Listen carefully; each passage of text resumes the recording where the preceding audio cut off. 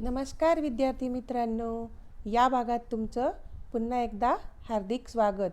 आज आपल्याला ऑलिम्पिक वर्तुळांचा गोफ या पाठाचा अभ्यास करायचा आहे. या पाठाचे लेखक आहेत बाळ ज पंडित. प्रसिद्ध लेखक, क्रिकेट सामन्यांचे समालोचक, पहिले शतक, कुमारांचे खेळ, क्रिकेटमधील नवलकथा इत्यादी पुस्तके प्रसिद्ध आहेत. अरे हो, सांगायचंच राहिलं. बाळ ज पंडित यांचं पूर्ण नाव बाळ जगन्नाथ पंडित आहे. तर ऑलिम्पिक सामन्यांची सुरुवात का व कशी झाली, हे सामने भरवण्यासाठी किंवा भरवण्यामागील उद्दिष्टे कोणती, ऑलिम्पिक वर्तुळांचा अर्थ काय, या सर्वांचा आढावा म्हणजेच वर्णन प्रस्तुत पाठातून लेखकांनी घेतला आहे. प्रस्तुत पाठातून जागतिक ऑलिम्पिक क्रीडा स्पर्धांविषयीची माहिती त्यांनी दिली आहे.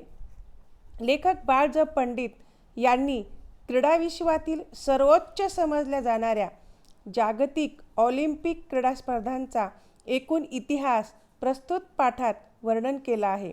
ऑलिम्पिक सामन्यांची सुरुवात, हे सामने भरवण्यामागचा त्यांचा उद्देश काय आहे, हे सविस्तर वर्णन त्यांनी साध्या सरळ भाषेमध्ये आपल्याला सांगितलेलं आहे. तर ऑलिम्पिक म्हणजे काय, याचा अर्थ काय, वर्तुळांचा गोफ म्हणजे काय, याचा अर्थ पहा.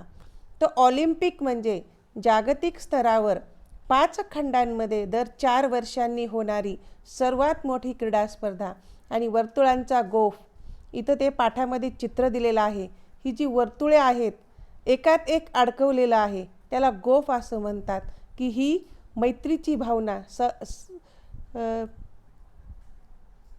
मैत्रीची भावना त्यांनी या वर्तुळातून दिलेली आहे. मनुष्याच्या सर्वांगीण व्यक्तिमत्व विकासात क्रीडेचे महत्त्व अनन्यसाधारण आहे. सर्व स्तरावर खेळले जाणारे क्रीडा सामने हे क्रीडा रसिकांचेच नव्हे तर जगभरातील क्रीडाप्रेमींचेही लक्ष वेधून घेणारे ठरतात. की हे क्रीडा सामने तुम्हाला वरच सांगितलं आहे की ऑलिम्पिकचे सामने दर 4 वर्षांनी होतात. तर हे सामने खेळामागचा उद्देश काय, तर मनुष्याचा सर्वांगीण विकास होतो. व्यक्तिमत्वाचा विकास होणे म्हणजेच पर्सनॅलिटी डेव्हलप होणे. क्रीडेचे महत्त्व असामान्य आहे आणि हे या स्तरावर खेळले जाणारे, या स्तरावर ऑलिम्पिक स्तरावर खेळले जाणारे सामने हे क्रीडा सामने क्रीडा रसिकांचेच नव्हे तर जगभरातील क्रीडाप्रेमींचेही लक्ष वेधून घेणारे ठरतात. की ऑलिम्पिकचे सामने पाहणारे प्रेक्षक आहेत, रसिक आहेत, त्यांनाही या ऑलिम्पिकच्या सामन्याकडे लक्ष वेधून राहिलेलं असतं. तेही या सामन्यांची वाट पाहतात. क्रीडा रसिक, क्रीडेवर प्रेम असणारे. क्रीडा सामने, क्रीडाच्या स्पर्धा. संपूर्ण जगभरातील क्रीडा सामन्यात ऑलिम्पिक क्रीडा सामन्यांना एक मानाचे स्थान आहे. ऑलिम्पिक 2020च्या विजयाचे उद्दिष्ट डोळ्यासमोर ठेवून आपल्याला आवडणाऱ्या खेळावर लक्ष केंद्रित करून त्यात पारंगत होऊन आपल्या देशाला ऑलिम्पिक विजयाचे मानकरी होण्यासाठी अधिकाधिक प्रयत्नशील राहूया.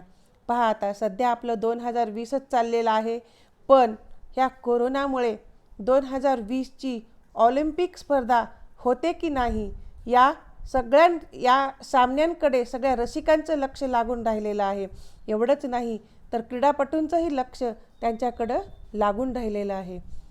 ऑलिम्पिक गावाकडे आमची मोटार भरधाव वेगाने जात होती. आता लेखक ज्या ठिकाणी ऑलिम्पिकचे सामने चाललेले होते तेथील वर्णन त्यांनी या परिच्छेदामध्ये केलेलं आहे. गर्दी प्रचंड असली तरी रहदारीला अडचण मुळीच नव्हती. येण्या जाण्यासाठी वेगवेगळे रस्ते होते. खेळाचे मैदान जवळ येऊ लागले तसे आमचे डोळे समोरील क्षितिजाकडे लागले. तर हे लेखक ऑलिम्पिकचे सामने पाहण्यासाठी ते हे स्वतः काय आहेत की क्रीडा सामन्यांचे समालोचक, कॉमेंटेटर आहेत. त्यावेळेस त्यांनी ज्या ठिकाणी ऑलिम्पिकची स्पर्धा चाललेली होती तिथं ते गाडीमध्ये बसून चाललेले असतानाचं त्यांनी वर्णन केलेलं आहे. तिथं प्रचंड गर्दी होती, रहदारी होती, पण कुठंही येण्या जाण्यासाठी कुणी कुणालाही धक्के मारून मागे पुढे हॉर्न वाजवून असं कुठंच कुणी जात नव्हतं. लेखक म्हणतात, खेळाचे मैदान जवळ येऊ लागले तसे आमचे डोळे समोरील क्षितिजाकडे लागले. क्षितिज याचा अर्थ आकाश आणि जमीन ज्या ठिकाणी टेकलेली असते ती एक रेघ, त्याला क्षितिज असे म्हणतात. खूपच उंच अशा स्तंभावर एक भला मोठा ध्वज फडफडत असलेला आम्हाला दिसला. ऑलिम्पिक सामन्यांचे ते एक स्वतंत्र निशाण होते. निशाण चिन्ह. ध्वजावरील पांढऱ्या शुभ्र पार्श्वभूमीवर लाल, पिवळ्या, निळ्या, हिरव्या व काळ्या रंगांची वर्तुळे एकमेकात गुंफलेली होती. जणू 5 मित्रच हातात हात घालून आपल्या मैत्रीची साक्ष जगाला देत होती. ही 5 वर्तुळे म्हणजे जगातील 5 खंड. लेखकानं त्या ऑलिम्पिकचे ज्या ठिकाणी सामने होते त्या गावाकडचं इथं वर्णन त्यांनी आपल्या डोळ्यासमोर मांडलेलं आहे. पहा, हे एक शब्द न शब्द वाचल्यावर आपणही स्वतः त्यावेळेस त्या काळात आपण जाऊन पोहोचू की त्यांनी वर्णन केलं आहे की ज्या ठिकाणी ऑलिम्पिकचे सामने होणार होते तिथं एक मोठा ध्वज म्हणजे एक मोठा झेंडा फडकवत होता आणि त्या झेंड्यावर हा मोठा ध्वज, त्याच्या पाठीमागची बाजू म्हणजेच विशाल अंतराळ, भव्य आकाश होतं. त्या झेंड्यावर निशाणावर 5 वर्तुळे होती. ही 5 वर्तुळे म्हणजेच जगातील 5 खंड होती. तर ह्या 5 खंड वेगळे असली तरी ह्या ऑलिम्पिकच्या सामन्यामधून त्यांच्यामध्ये मैत्रीची गुंफण चाललेली होती. अशा प्रकारे लेखकानं आपल्याला वर्णन केलेलं आहे. 5 खंड कॉन्टिनेंट आणि त्यांची शुभ्र धवल पार्श्वभूमी म्हणजेच विशाल अंतराळ. ज्या ठिकाणी हा झेंडा फडकवत होता त्याच्या पाठीमागे पांढरं शुभ्र आकाश आणि त्यावरचं ते चिन्ह. तर या विशाल अंतराळ म्हणजे भव्य आकाश. या ध्वजावर ऑलिम्पिकचे ब्रीदवाक्य लिहिलेले आहेत. सिटियस, ऑल्टियस, फर्टियस. याचा अर्थ पुढे दिलेला आहे.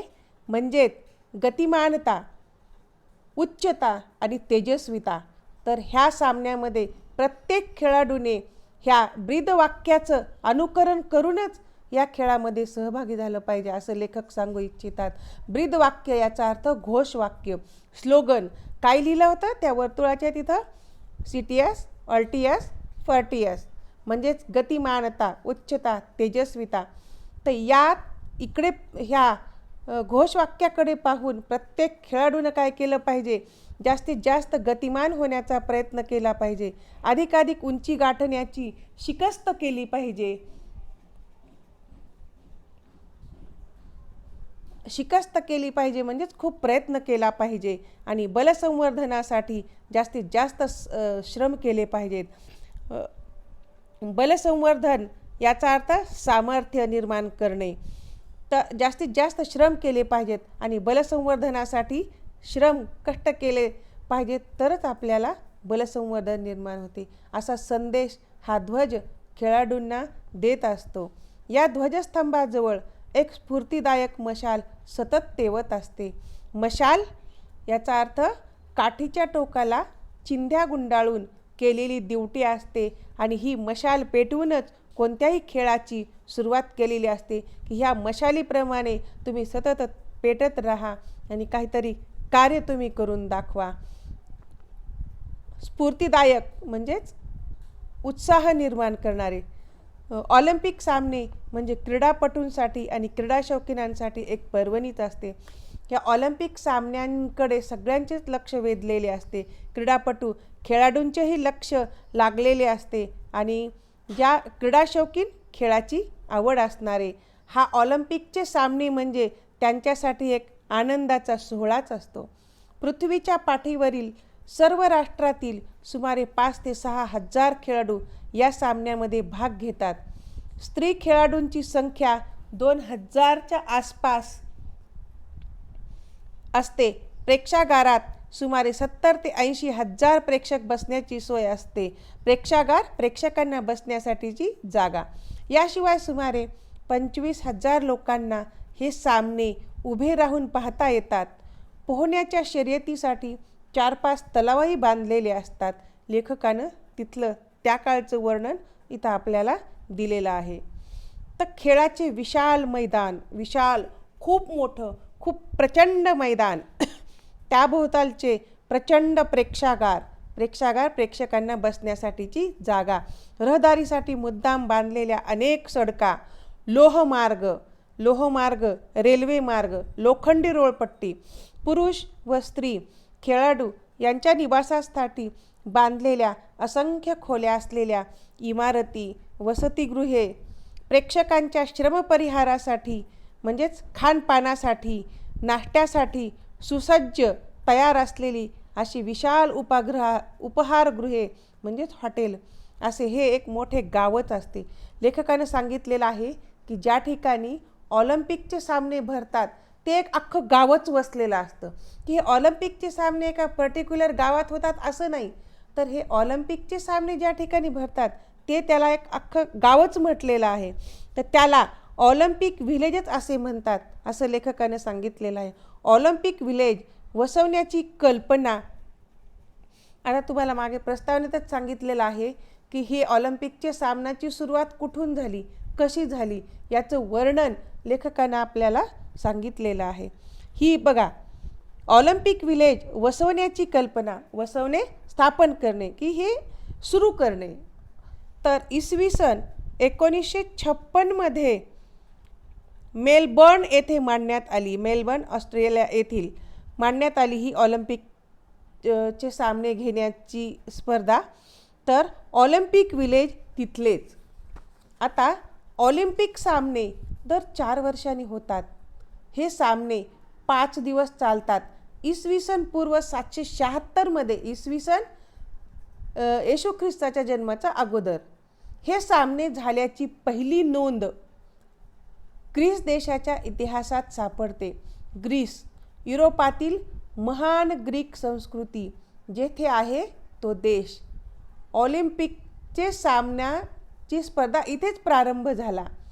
तर त्यावेळी स्पर्धेत यशस्वी होणाऱ्या खेळाडूंचा ऑलिव्ह वृक्षाच्या फांदीची माळ घालून गौरव करण्यात येत असे, त्यांचा सन्मान करण्यात येत असे. ग्रीस देशातील अनेक शहरे परस्परातील भेदभाव विसरून या यशस्वी स्पर्धकांचे प्रचंड स्वागत करत. त्या काळच्या ऑलिम्पिक सामन्यामध्ये जे खेळाडू त्या मानकरी ठरतात त्यांचा अशा पद्धतीने सन्मान केला जायचा. या सामन्यातील खेळाडूंना राष्ट्रीय सण समारंभाच्या वेळीच मानाचे स्थान मिळत असे. त्याच वेळेस त्यांना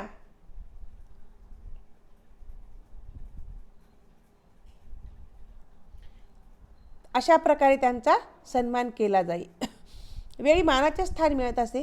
पुढे ग्रीक सत्तेचा ऱ्हास झाला आणि त्याचबरोबर इसवी सन पूर्वी 394 हे सामने बंद पडले.